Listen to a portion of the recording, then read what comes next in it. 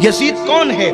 لوگ یہ کہتے ہیں کہ مورخین نے یزید کی شکل بگاڑ کے پیش کی ہے، ورنہ یزید اتنا برا نہیں تھا جتنا برا کہتے ہیں۔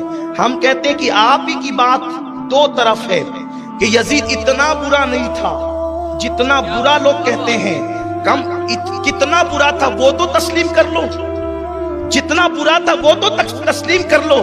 اور میں کہتا ہوں ایک بابری مسجد پر لوگ پتھر برساتے ہیں تو آپ مسجد کی شہادت کے 20 سال کے بعد بھی احتجاج کرتے ہو، اور ان کا کبھی آپ عزت سے نام نہیں لیتے۔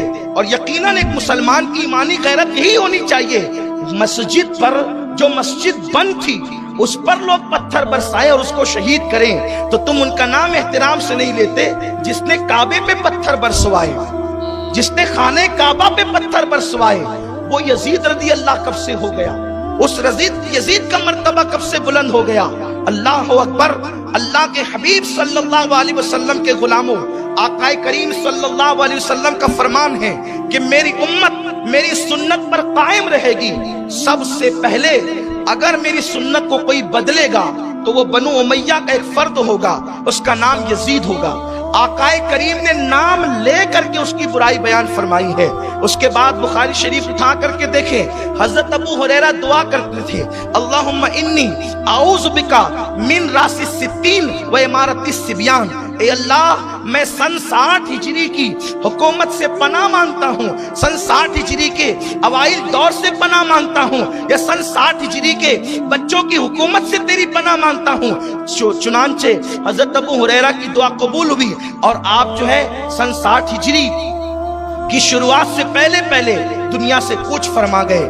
آپ دیکھیں آخر ابو ہریرہ وہ کون سی گندگی دیکھ رہے تھے 60 کے بعد یا 60 میں، جس کی بنیاد پر آپ پناہ مانگ رہے تھے۔ اور بخاری کی یہ الفاظ امارت الصبیان بتاتے ہیں کہ میں بچوں کی حکومت سے، اور یزید جس وقت تخت نشین ہوا اس کی عمر 34 سال تھی یا 37 سال تھی۔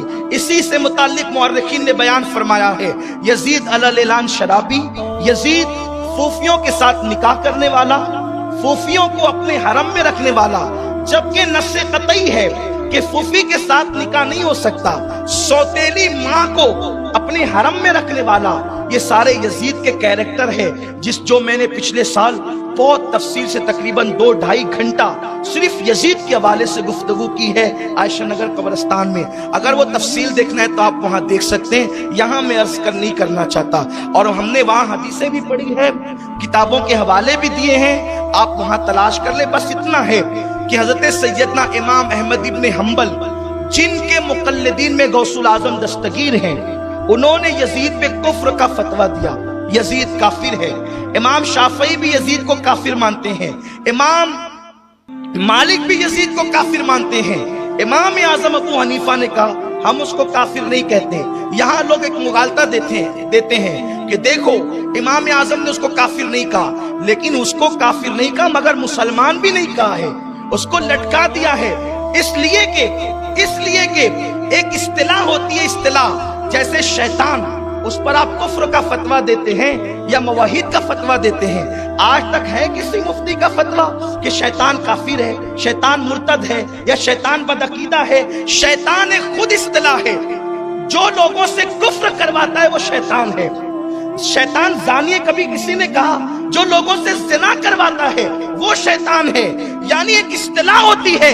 یہ امام اعظم کی وہ فقہی ندرت ہے جہاں ایرے گہرے کی نظر پڑی نہیں سکتی۔ امام اعظم نے کہا کافر کہوں گا تو اس کا عقائد، اس کے نظریات محدود ہو جائیں گے۔ اس لیے یزید ایک خود ظلم کی اصطلاح ہے۔ جب نام یزید آیا ساری بربریت، ساری گندگی، ساری تاریکی، ساری پلیدی، ساری بدترینی جمع ہو گئی۔ اگر اس کو صرف کافر کہا جائے تو کچھ کافر ایسے ہوتے ہیں جو صرف کفر کرتے، زنا نہیں کرتے۔ کچھ کافر ایسے ہوتے ہیں جو زنا تو کرتے، شراب نہیں پیتے، یعنی ان میں کچھ برائیاں کم ہوتی ہیں۔ یزید وہ برے کا نام ہے کہ اس کے اندر ساری برائیاں ایک وقت میں جمع کر دی گئی ہے، وہ پلید ہے یزید۔ اور یزید کے متعلق تو اللہ کے رسول صلی اللہ علیہ وسلم نے بہت سی باتیں بیان فرمائی ہے اور امت کا اس پر اجماع ہے۔ علامہ سعد الدین تفتزانی رحمت اللہ تعالی علیہ، جن کی کتاب मदरसों में निसाब के तौर पे पढ़ाई जाती है। आप फरमाते हैं यजीद काफिर है और यजीद पर लानत करना बिल इत्तेफाक जायज है। यजीद मलऊन भी है, वो लानती भी है, इसलिए कि कुरान की आयत है इन्नल्लज़ीना युज़ूनल्लाह व रसूला लअनहुमुल्लाहु फिद दुनिया वल आखिरा, कि जो अल्लाह उसके रसूल को अज़ियत दे, अल्लाह की और उसके फरिश्तों की क़यामत तक दुनिया और आखिरत में उस पे लानत। आक़ाए करीम फरमाते हैं सवाइकुल मुहर्रिका में इब्न हजर लिखते हैं कि सारे नबियों की उस पे लानत है जो अहले बैत का दुश्मन है। बगैर दुश्मनी के यूं हो गया। किसी ने कहा कि यजीद तो करबला में नहीं था, फिर यजीद कातिल हुसैन में उसका नाम क्यों? तो साहिब सवाइकुल मुहर्रिका लिखते हैं कि किसी उस दौर के इंसान से फकीह से पूछा गया था कि यजीद तो करबला में ना आया, फिर वो कातिल कैसे हुआ हुसैन का? तो उन्होंने फरमाया कि तीर जो था वो इराक में था यानी करबला में, और तीर चलाने वाला ज़ीसलम में था यानी मुल्क शाम में और दमिश्क में। तो तीर कहीं से भी चलेगा, लगेगा तो जख्मी तो कोई होगा, कत्ल तो कोई होगा, सरा किया कराया वहां का था। तो यजीद किसी एक शख्सियत का नाम नहीं है और हुसैन भी कोई एक शख्सियत का नाम नहीं है। यजीद इस्लाम के खिलाफ उठने वाली एक मुकम्मल तहरीक का नाम है और हुसैन इस्लाम की सदाकत में, इस्लाम के दिफा में, इस्लाम की हक्कानियत में और इस्लाम पे लगाए गए इल्जामात की तरदीद के हवाले से उठने वाली एक मुकम्मल तहरीक का नाम हुसैनियत है। जब भी सच का नाम आएगा हुसैनियत, जब भी सदाकत का नाम आएगा हुसैनियत, जब भी अदालत का नाम आएगा हुसैनियत। जितनी अच्छाई है उसकी दूसरी इस्तिलाह का नाम हुसैनियत है। बल्कि मेरे ख्वाजा ने तो सारा मसला ही हल कर दिया। फरमाते हैं हुसैन शाह है, हुसैन बादशाह है। शाह अस्त हुसैन, शाह अस्त हुसैन, बादशाह अस्त हुसैन, दीन अस्त हुसैन। हुसैन दीन है, दीन पना अस्त हुसैन, दीन को पना देने वाले हैं। सरदाद न दाद, दस्त दर दस्ते यजीद, सर दे दिया मगर न दिया यजीद के हाथ में अपना हाथ। हक्का की बिनाए ला इलाहा इल्ला अस्त हुसैन।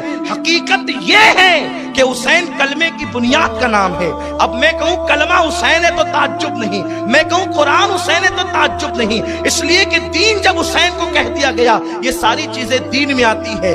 तो